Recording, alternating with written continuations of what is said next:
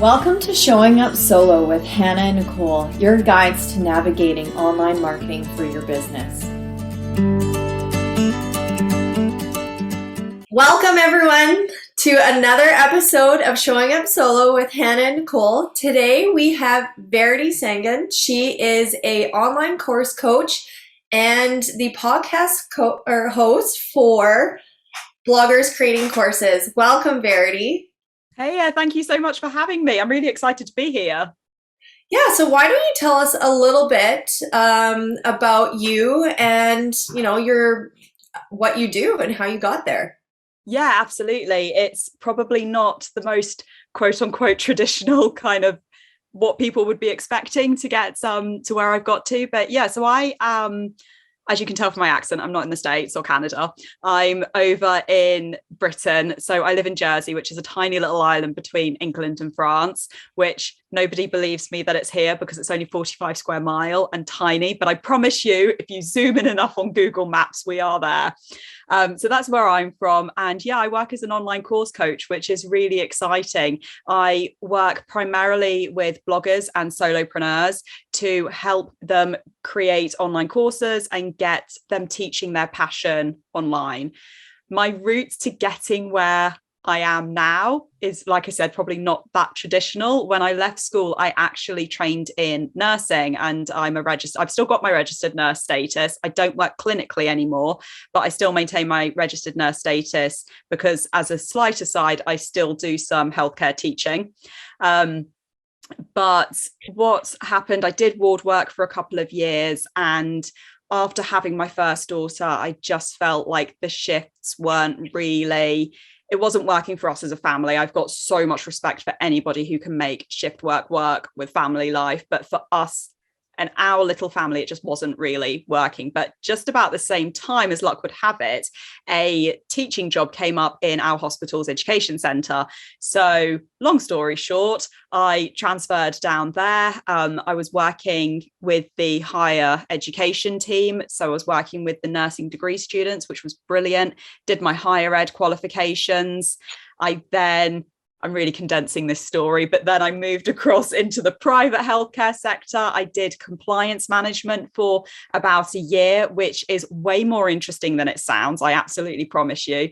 I kind of think of it was almost like 12-month boot camp in some ways to learning how to do or how to run a business, because even though it was healthcare compliance, there's so much business management that went into it. And there was just so much behind the scenes. It really was like the most intense internship or apprenticeship or whatever in business management. So that was great. So I did that for a year, but then the same company, they had an opening for their head of training and education. So I kind of sidestepped department and I did that for a few years, and COVID hit, which obviously threw everybody out of kilter, to say the least. But one of the things that we found was that we obviously couldn't deliver our courses and our classes to the workforce in the same way anymore. So all of a sudden it was, well, how are we going to, because we still needed people to be trained in everything to do with healthcare. They still needed,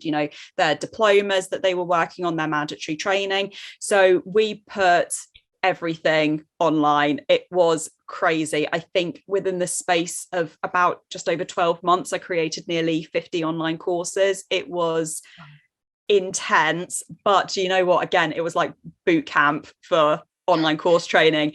And as we started coming out of COVID, we realized that the online course model was working really well. So we continued with that, looked at doing blended learning as well. And then right after I had my second daughter, I just kind of had a bit of an epiphany moment, sat on the sofa watching Netflix, as you do, had a bit of an epiphany moment of, I'm not sure I want to go back to the 9 to 5. I mean, I loved my job, loved my colleagues, but there was just a bit of a shift that I thought I just want to do something a little bit different. And that's kind of where I arrived at now. So I set up, I think within about 2 weeks of having that epiphany moment, I'd set up the company, and the rest is history, I suppose, as as they say. And here we are now. And then I set up a podcast as well, and I decided to podcast about online courses, and it's all I ever seem to talk about nowadays, which is great. It's very exciting. Well, it's interesting you sharing the experience of having to, because I think it was a very similar experience for anyone who was in some kind of training or education sector when COVID hit, because people had to very quickly turn in-person learning into online learning if they wanted to not only like keep the education going, but keep their business afloat. I know that Nicole and I have worked with several clients who did that very thing, where they had to very quickly create an online platform. And as things are returning to normal post COVID, although we're not post COVID yet, but we're hopefully getting there a bit more. Yeah, as people are going back into in-person, there's still very high demand for online as well, blended learning. So I think it's a very interesting niche that you found yourself in, but also one that I can imagine has a lot of there's a high demand in that niche, because there's a lot of people who are suddenly having to become online educators. But it's a lot of people who don't know, like you luckily had the experience of being an educator prior to that, but there's a lot of business owners who just don't have that experience prior. Absolutely. And I found that was kind of what drew me into working primarily with solopreneurs and bloggers, is because I found that this group of people have all of these amazing ideas, and they want to put their training online or their knowledge online, whatever, which is amazing, because at the end of the day, online courses, we know, is a fantastic revenue stream for businesses.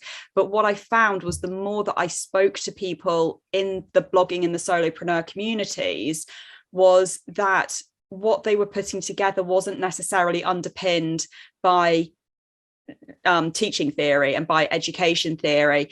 And whilst my job is not, I don't go in and I'm like, right, these are all these theories and all of these people that you need to hear quotes from and stuff. No, that's not my style at all, because no one would want to work with me, because it would just be the most boring few hours of their life ever. But what I was finding was that people were kind of doing what I call brain dumping, and they were opening up their Teachable or their Thinkific, whichever platform they're using, and they were literally recording and almost brain dumping everything they know about a subject. And then people were saying to me, well, why is no one engaging with this course? Why is nobody wanting to buy anything afterwards? Why are people quitting the course after, maybe lesson 1 or X amount of minutes or whatever? And it's because when you look at it, you're like, well, where's your theory? Where's your approach? What's your curriculum?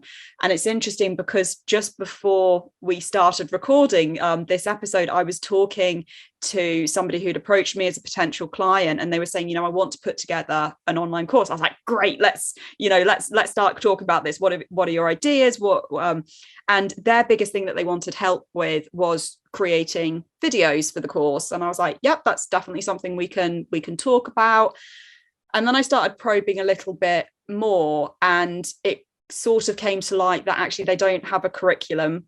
They don't know who their ideal student is. They don't know how they want to put together the course in terms of what their lessons are actually going to contain. There was no outline or anything. And I was like, right, so before we even think about turning a camera or a microphone on, we've got a lot of work that we need to do, because otherwise you run the risk of just opening up your laptop, hitting record, and you're just going to brain dump everything you know about the topic, because there's no structure. So as I said, that's really what brought me to the community of bloggers and solopreneurs, is because I feel like there is a bit of a misconception that creating courses is just, I'm going to turn on and, just talk about everything I know about this subject. And sometimes it can feel like that, but actually that can end up being the downfall of your course before you've even started, because there's no plan in place, or the plan is, I'm going to teach this. That's great, but that's not a plan. So it's been an interesting journey to work with that community of people there. I really love that you brought that up, because I actually just had a conversation similar to that recently. And the person I was speaking with, they essentially didn't know who their ideal client was either. And when they were asking me about creating launch copy for them, they were like, how does this work? How does the strategy go? And I was like, well, you really need to define, like, who is this course for? And why is this course for them? And why did you create this course? Like, that is like the first stepping stone you need to define in creating your course and also in your launch. So I'm really glad that you brought that up, because I think people get so stuck in like, I'm an expert in this, I'm going to share all my knowledge, but they forget about creating the journey for their ideal student. That like, that's, for me, I think that's one of the most important pieces. I think a lot of people, I was just gonna say, I think a lot of people forget the journey they took to get to expert level. Like Nicole, you and I have a lot of online learning to thank for getting to where we are. Yeah. And it's easy to look at where we are now and think, oh, they just found it all out. But we had to take several different courses and do several different steps to get to the knowledge that we have now. So if we're doing a course, we can't just tell them what we know. We have to backfill. Yeah. Yes. As well. 100%. It's thinking, where is your student now? And I always say as well, it's kind of, what does your student want to know and what do they need to know? Because a lot of the time your student knows what they want to know. They know where they want to get, but they don't know what they necessarily need to know first, because you don't know what you don't know at the end of the day. And similar to you guys, who I'm sure after taking those courses and whilst you've been building up your portfolio have probably done every mistake in the book. I'm exactly the same. I have taught, I don't know how many terrible classes to get to, because nobody just immediately walks into a classroom or starts online and goes, here's the most amazing lesson ever. We all have those terrible lessons where we think, I really wish I hadn't got out of bed this morning. And, there are some video lessons that I've recorded. And honestly, the one that makes the final cut is like the 20th retake, because I just keep either stumbling over words or I put in a little anecdote and then I go, actually that makes absolutely no sense too, so it's one of those where you've got to accept the mistakes and the learning that goes with that as you're building up your journey, because like you said, it's appreciating where you've come from as well. You don't just wake up one morning and become the expert that you are. Yeah. So knowing like that's kind of where you need to start at. How do you approach that with your clients and really creating a course that's like, not only just desirable, but also creates like a really good learning experience? Absolutely. So going back to what I was saying about brain dumping and how I don't like brain dumping, conversely, the first thing I get people to do is brain dump, because what I do is I get people to just have a sheet of paper or open up a Google Doc, however it works for them, and literally just brain dump everything that they can think about the topic that they want to teach. Because once you have got everything out, that's when you can start picking things out and going, right, well, this piece here is useless until you know this piece. And actually, I didn't learn this until I was about 3 years into my journey. Or, you can really start peeling it back. But by getting it all out, your brain then isn't like a couple of days later thinking, oh, I need to add this in, I need to do this or whatever, because you've actually already got it out and decided, no, it's not gonna work. So conversely to what I said before, I do actually get people to just throw everything out right at the beginning, because that just gives you the opportunity to go a little bit crazy and do a mind map or a brainstorm, or how you want to phrase it. The next thing I get people to do is really identify who is their student that they're targeting, because a lot of the time as well, I find that people say, well, everybody's my student. And you're like, actually, no, not everybody is your student. Because let's say, I always use the examples of knitting or crocheting. I really need to come up with better examples. But my point, crocheting works really well because I know nothing about it. But if you was creating a crocheting course, for example, and you said, well, this is for everybody, as somebody who knows nothing about crocheting whatsoever, if you gave me a pattern as lesson 1 of the course, I'm going to be like, this is way too advanced for me and I'm out. I'm the kind of person who, I need you to even tell me where to buy needles. Crocheting needles? You need to tell me even where to buy the needles from, because otherwise I'm just going to hit Google and buy the first thing that Google recommends to me, which will probably be the wrong size, and it's probably not even for crocheting, or it's, you get my point. It's going to be completely the wrong thing. So we need to be thinking about who actually is your student. It goes back to what we were saying about what part of that learning journey are they on? Are they right at the beginning? Do they have a little bit of knowledge, or actually are they wanting to get to where you are? Because you also need to be considering not just where that student is on their learning journey, but what their eventual goal is. Is it that they just want to be able to do a basic crocheting pattern, or actually do they want to be opening up their own Etsy shop within the next 3 months and selling all of these amazing patterns and designs and what have you? And there's somebody who knows crocheting listening to this episode thinking, Verity, get a better example, because you clearly know nothing about crocheting. But that's fine. But you've got to also consider, what is that person's end goal? Because again, how you're going to present that information is going to be quite different to somebody who just wants hobbyist knowledge versus somebody who wants more professional knowledge, and how that's going to be implemented. But once you've got those couple of things down about your students, and you really have it clear in your mind who they are, where they are on their learning journey, and what their goals are, that's when you can really start putting together a curriculum and thinking to yourself, well, what are the steps, or what is the list of things that I need to teach my student? And when you've got that list of things or steps, however it works, those will naturally start to become your course modules. And then you can start filling out, well, how am I going to get this module taught, this overall aim of the module, right? Well, then you start naturally coming up with your lessons, and before you know it, you've actually got quite a good structure that you can then start padding out. You're still not jumping into creating videos just yet, but you can start padding that out and really fleshing out exactly, is your content meeting that end goal? And what I love doing as well is always having somewhere, if you're like me and you've got mind maps, and I'm very visual when I do this kind of thing, just always having somewhere written, this is my student and this is what their end goal is. This is what they want from this program or this course.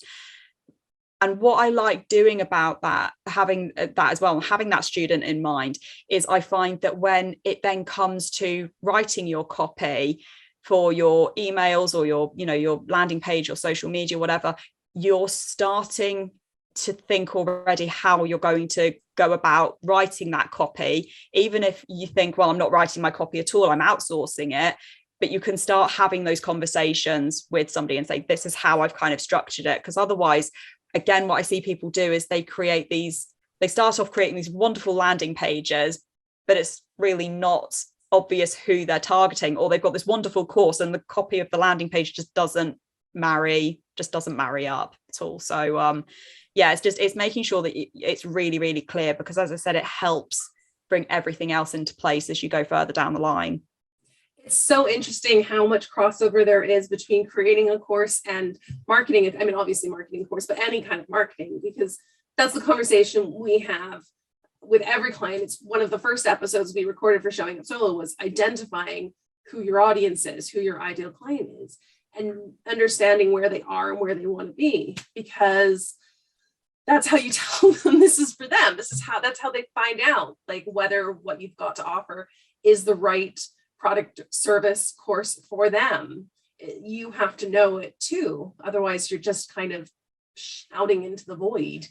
Absolutely. And it's making sure as well, and I guess you guys probably see this a lot as well, but when you've got those aims and those eventual goals in place as well, it lends itself better to sales copy, because we've all seen those landing pages where people say, come to my course, you get 6 lessons and 3 downloadable PDFs, and they list all of this stuff, and you're like, that's great, but what am I actually learning? Because I'm not giving you my money for 20 hours of video. I'm giving you my money to know that I'm going to meet A, B, and C, and that, these are the skills that I'm going to learn, or this is the transformation that you're going to take me on. So if you've already kind of had that conversation with yourself early in the planning, you're just prepping yourself that little bit more. And obviously I know nothing about copy and marketing in the grand scheme of things. That's totally your guys' area. But that's where, because I know so little about it, or it feels like I do, I like to be able to prepare it right from early on to say, yes, at least I'm setting up the copy and the marketing in the right kind of direction, because I've already got it clear in my mind. I would almost say that your ability to guide people in creating courses, like Hannah said, is very similar to marketing. Like I would even say the fact that you're really trying to coach people to take themselves out of the, I don't want to say out of the equation because they're the ones that are creating the courses, but a lot of times people do this in marketing too, where they talk too much about themselves. Yes. Whereas like you need to remove yourself from that. The course is about what you know. The course is about like your target audience, their journey, their transformation, the problem you're trying to solve. So I would say that your approach is very similar to how Hannah and I do. Oh, bless you. I'll take that as a compliment. So Verity, who should be creating courses? Who should be considering one and why when it comes to this? I love that question. I genuinely believe, I'm so excited that I can't get my sentence out, that anybody can teach and anyone can create an online course. I do not subscribe to the thought process at all that any niche is oversaturated and that there are too many online courses, because the way that I see it is people are showing up and they are buying courses in every kind of niche going, if you are providing the content that people want in a format that people want, people will buy from you. It doesn't matter if there's like, you think of it like university degrees, just as an example. You want to study English, there are God knows how many English degrees that you can do either in the country that you live in or internationally. It doesn't stop a university from turning around and going, oh, maybe we won't offer our English degree anymore because there's already 5 in this area and then 100 in the country, so if that's not happening at a professional level there, why should it be happening in a more niche level? So I don't subscribe to that idea at all. So if you're worried that your niche is oversaturated with courses, it doesn't matter. Go ahead and create it anyway. And sorry, completely lost my train of thought there. I'm getting so excited about this. And the other thing that I don't subscribe to either is when people say to me that online courses are dead and that you should be going for memberships or you should be going for apps or whatever. No, there's a place for all of it. The online course market is currently worth like the double digits of billions, and it's projected within the next 3 years it's going to be in the triple digits of billions. It's definitely still very much alive. There are some fantastic Facebook adverts out there at the moment which really try hard to convince people otherwise, but it's when people try and say, oh no, I shouldn't create an online course, I should be doing an app, I shouldn't be doing an online course, I should be doing a membership. It's remembering that they're 3 very different models, and just because a membership is working for one company, it doesn't mean that it's going to work for you. And just because an app works for one blogger or solopreneur doesn't mean it's going to work. It's going to work for you and your audience. So those are two ideas that I really, really don't subscribe to, because I genuinely think that anybody can create an online course and should be as well. I think if you've got a business and you're thinking of creating another online revenue stream for it, why not look at an online course?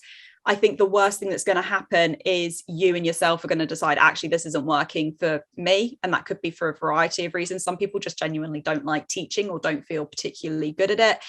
But then on that, I would also say to people that there are different ways of creating online courses. It's not all sitting down and recording yourself speaking and feeling like you're on YouTube. There are a lot of text-only courses, which I know there are some people who are like, no, text courses are the worst kind of online courses. But actually, for some subjects and for some topics, they're kind of the best way to go about it.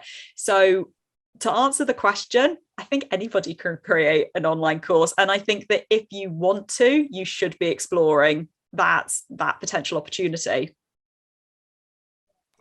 I love that you shared that message, because Hannah and I are the same way about starting your business online. That, don't let the idea of the market being flooded, that you think that you would just be another person. There is room for everyone. So yeah, I love that you shared that. Yeah, I just think it's so important. And I think that the minute you start thinking, is my market oversaturated? Mm-hmm. I think it's really powerful to think of a high street brand, and then think, well, this, think of a clothes shop, for example, and think, well, that clothes shop opened up. They didn't stop themselves opening just because this one is already there. You think of the corner shop down the street from you, that didn't prevent itself from opening up just because there's a Walmart or a Kmart or a Co-op or whatever it is, wherever you're living. So I always like to kind of think of it in terms of physical shops and physical businesses as well. Yeah, it's true. Like, I mean, how many times have you gone into downtown or to the high street, and there's a McDonald's and a Burger King and a KFC and countless other, and they're all serving the same thing. Yeah. I mean, Burger King, McDonald's is basically the same thing. It's just different, like recipes, right? But like, it doesn't stop. There's somebody from McDonald's and Burger King screaming at the podcast now that you've just said that they're basically the same thing. Sorry, but essentially, when it comes down to it, cuisine-wise, it's the same cuisine, and it doesn't stop them. They're not like, oh, well, there's already this many, I'm gonna stop. No, they keep going, and restaurants are always opening everywhere. 100%. It's like to look at coffee shops. There's like a Starbucks on pretty much every corner, depending on where you live. But it seems like that sometimes. But it doesn't stop the independent barista. Where I lived, at one point, there was a Starbucks across the road from a Starbucks. I love that. Just capture the market whilst you can. But it doesn't stop the independent baristas opening up their coffee shops and making very successful businesses. Yeah. So that's why I kind of don't subscribe to the idea of, well, the online course market is oversaturated. There's too many online courses about, I don't know, about knitting. Again, going back to the knitting and crocheting examples. Maybe there's not enough. But nobody's thinking that in terms of like coffee shops. So why would we be thinking the same in terms of online courses? Well, and think of it like books, right? Like not everybody writes books, but there are millions of books out there, and there are many different viewpoints and opinions. And just because you like this one, there could be another book that you like, right? So being open to different styles and ways of presenting is something that's like, it's really nice that you have that opportunity to get that from different course creators. Absolutely. And I think this is what gets disappreciated sometimes as well, is that in teaching, often you'll find that a student will gel with one teacher, but they won't gel with another teacher. It's exactly the same with courses. We've all taken a course, I'm sure, I know I have, where we've thought, actually, I just don't like the instructor. There's something about their vibe, their energy, the way they present. It's not working for me. You then go to another course creator. On the face of it, it's exactly the same content, but for some reason you just gel with their energy a lot better. It's the same with anything. There'll be people that will come to me, do a discovery call with me and be like, actually, she's not the person that I can work with. They'll go to another online course coach. Like I said, we're offering the same thing, but they gel better with that person, or they've already tried that person, they gel better with me, however it works. And again, like you said, it's not about the oversaturated market. It's about everybody just realizing that you can all bring something different. We all have our own different takes on things, and we bring our own vibes and our own energies to these things as well. Yeah, I think we could talk about this forever. Oh yeah. But I mean, because we're all obviously very interested in this topic, but for the sake of the length of the episode, Verity, I think we need to wrap up the conversation. So I'd love your key takeaways for our audience. What do they need to know if they're thinking about creating a course? 100%. I would say if you are thinking of creating a course, take it back to your student, as we were saying. So who is your student? Where on their learning journey are they? What do they need to know? and what do they want to know, what's their eventual goal. Always take it back to your student, because as you said, it's not about you so much, it's about your student. Wonderful. Thank you so much for joining us, Verity. This has been a fantastic episode. And for anyone who's interested in getting a hold of you, can you just let them know where they can find you? And obviously we'll leave any information in the show notes. Absolutely. So the best place to find me is probably on my website, which is veritysangan.com. That's got information about, I've got some free webinars on there. I've got some different freebies that can help you get started. It's also got information about my mastermind and my different programs that I run. And it's also got links to my social media and the podcast. So I'd say the website's probably the best way to find out everything about me. Wonderful. Thank you everyone for joining us today. This has been another great episode of Showing Up Solo. We're so glad to have had Verity on the call, and we will see you next episode. Thanks, everyone. Thanks, Verity. Thanks for having me.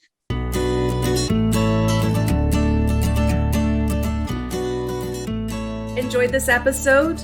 Don't forget to like and subscribe so you don't miss out on future ones. Want more from Hannah and Nicole? Visit showingupsolo.com to join the Showing Up Solo membership or to inquire about working with us on your business.